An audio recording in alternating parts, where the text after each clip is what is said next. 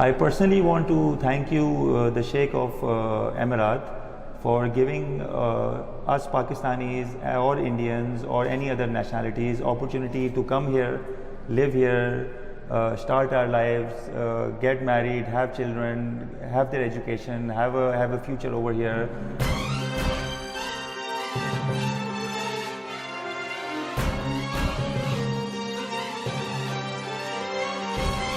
العزم بدو وحضر كانوا على قيص الوسيل ناس يشدبها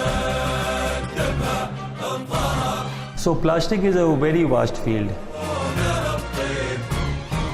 أهل العزم بدو وحضر كانوا على غيص وسيل ناس يشدبها الظهر والطيب يجزونه بطيب وفي عيالهم يجنى الثمر ما بين طيار وطبيب ومهندس ينتج فكر ويطور العقل اللبيب والنفط يوم انه ظهر منهم على الوقفة نصيب في العصب أصبح له مقر ويضخ من حبشان بيب. UAE is a perfect place to start your own business. You will get so many opportunities, considering that you should be willing to do it. على الرويس وفي البحر والسفن من فوق الغبيب وجيوشنا تقدح ظفر. Everybody can come and practice their own cultures and religions and whatever they feel like doing. تقدم على الموت الحمر وترهي على الوضع الصعيب منهم مثل أهلا وسهلا بكم مشاهدينا الكرام في حلقة جديدة من برنامجنا لقاء الاتحاد. دائما عودناكم على استضافة شخصيات استطاعت النجاح داخل دولة الإمارات العربية المتحدة. رحبوا اليوم معي بالسيد سمير. أهلا وسهلا بك. أهلا وسهلا. How are you? تمام. بداية سيد سمير نود أن تعرفنا عن نفسك وتعرف المشاهدين من هو السيد سمير. My name is Sumair Bandugda. I am originally from Pakistan and I am in UAE since 2008. I graduated with a degree of economics from Michigan State University in 2008, and after my graduation I was going back to Pakistan, and at that point in time I was able to get a ticket via Dubai, and Dubai was offering 3-month visit visa through Emirates Airlines, and that is how I took the opportunity to come to Dubai and explore if I have any opportunities which I can avail for myself. نعم جميل. يعني سيد سمير دعنا نتحدث عن بدايات تأسيس مشروعك الخاص وكيف اتخذت هذه الخطوة. So in 2008 when I landed in Dubai, it was the month of May, very hot, and I had no clue what Dubai was. It was my first time in this country and I wanted to look for a job. So like any other traditional way of looking into jobs would be to go to door and send your CV and ask for any jobs. And the same thing I did back in 2008 in Media City in Dubai. And I was able to get a job in Puma, which is a shoe store, where I worked there very briefly. And after that, through connections and networking and friends I made during my period at Puma, I was able to get a job into real estate. At that time, 2008 was the boom for real estate. And I joined real estate, worked there briefly for 1 year until the market little slowed down at that point.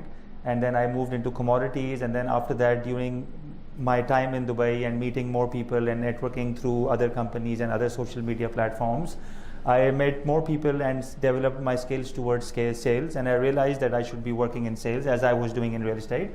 So then I started working at البيت.com, which is a job site based in Media City, Dubai, where I worked for about 2 years before starting my own business into plastics trading.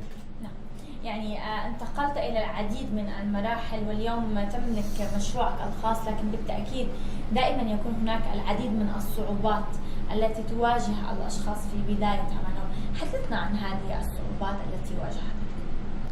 So when I was working in a company in the job site, I was always eager to start my own business, and I always thought that I should be doing something on my own, have my own team, have my own idea. So I started developing more and more ideas and discussing with more and more people. That's how you basically understand what the market knowledge, the criterias are.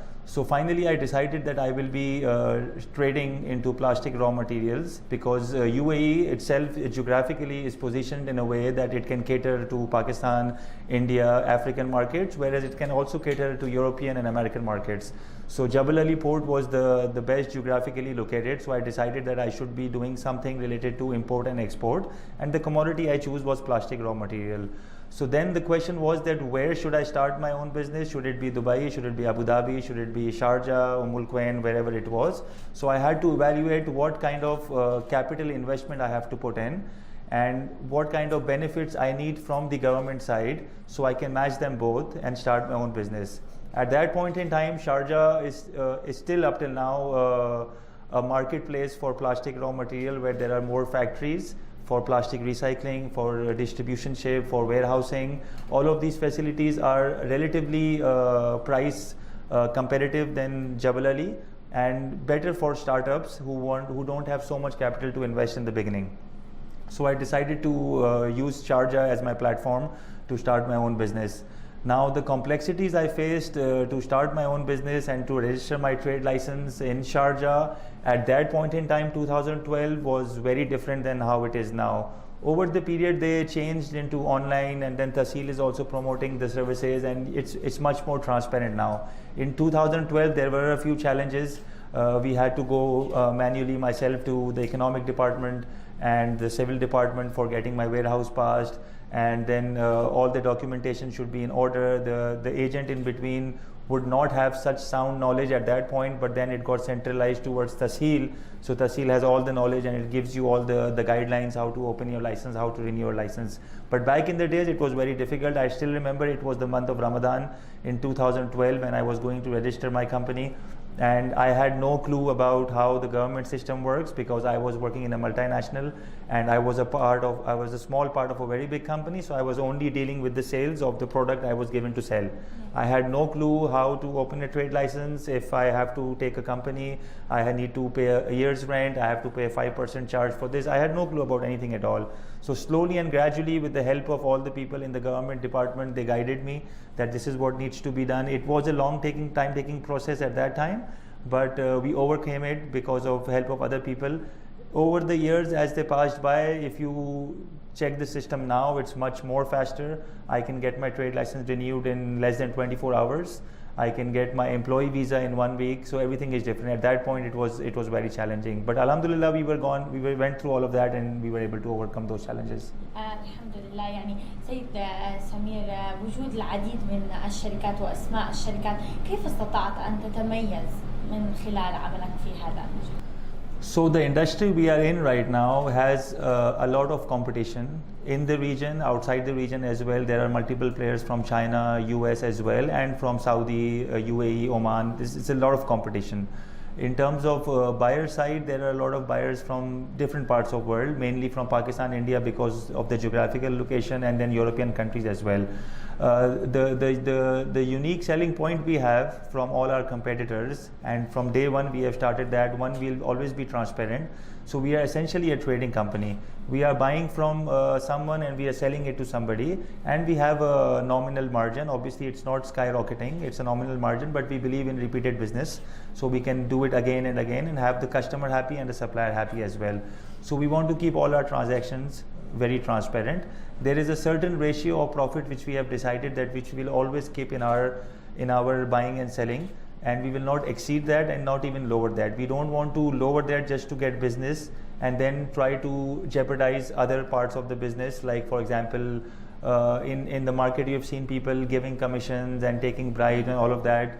In our company, if anybody does that, he will not be a part of our company at all, because the problem is that when you start giving these incentives to outsiders, all you're promoting is these incentives. Whereas I believe in my service, in my people's service, the quality of product they're giving and what they are committing should be fulfilled as well. They should not commit or undercommit. But if they're giving that they will give a delivery in 1 month, it has to be in 1 month. If it's 15 days, it has to be in 15 days. If it's not 15 days, it should be communicated why it is not in 15 days. Because if I lose that business, it's very easy to that business goes to somebody else. And UAE becoming such an opportunist country, anybody can come and open companies here and start doing trading or business because of the easiness of the platform and because of the accessibility of visas and other regulations. So any day I can be obsolete in the market as well. So to maintain that transparency and commitment is the hardcore of our belief. Yes. يعني دائما النجاح لا يقف عند نقطة معينة، يكون دائما هناك تطلعات مستقبلية نحو الأفضل. لو تحدثنا عن أبرز الخطط المستقبلية يعني على مستوى الشركة ما هي؟ So plastic is a very vast field. It starts from raw material, how it's produced through petrochemicals or recycling, then what kind of raw materials, which is very vast. There is low density, there is high density, there is polypropylene, there is PET, all sorts of plastic. And then there are thousands and thousands of products which are made from plastic. So the scope of our company is unlimited. What we are today is much more bigger than 2012, but what we will be after 5 or 10 years, which will also be 100 times more bigger. That's my aim for this company. The direction which we need to take and why we chose UAE aligns together, because UAE is very well connected with all the petrochemical in the region. We have ADNOC in Abu Dhabi, we have Saudi Petrochemical in Saudi, we have Oman, we have all these countries over here. So the petrochemical is very big here. The oil and gas sector is very big over here. Construction is also very big over here, considering 2020, which is the vision for UAE and the construction boom. So a lot of construction has to take place, and even farther than that, a lot of construction will continue happening, and a lot of innovation will continue happening. A lot of more people will come in this country. So plastic is used everywhere. On this table itself, we can see a lot of plastic being used. In terms of expansion and growth, considering this place, this region, there's a lot of potential as well. Why I say that is that every day there is some positive news in the market that promotes investor or businessman. For example, the new announcement of having a 10-year visa or not having a local sponsor, all of these are promising news for investors to invest more money, have more finance over here, create more employment over here. Because the best part is that you can get very good skilled people over here. Why? Because all of the countries which are neighboring to us and even a little bit far from us, they can come and reside here. The atmosphere which is created over here is for everyone. It is not just for a certain religion or a certain nationality or a certain culture. Everybody can come and practice their own cultures and religions and whatever they feel like doing. So in that sense, a lot of good HR, human resource capital, comes from different countries who work with us. Like I have Indians working with me, I have Sri Lankans, I have Pakistanis working with me. They all are a very diverse group. And when their skill set come in play, and when they do things which I am not able to do, because obviously they come from different backgrounds, the team itself becomes magical, which I believe in.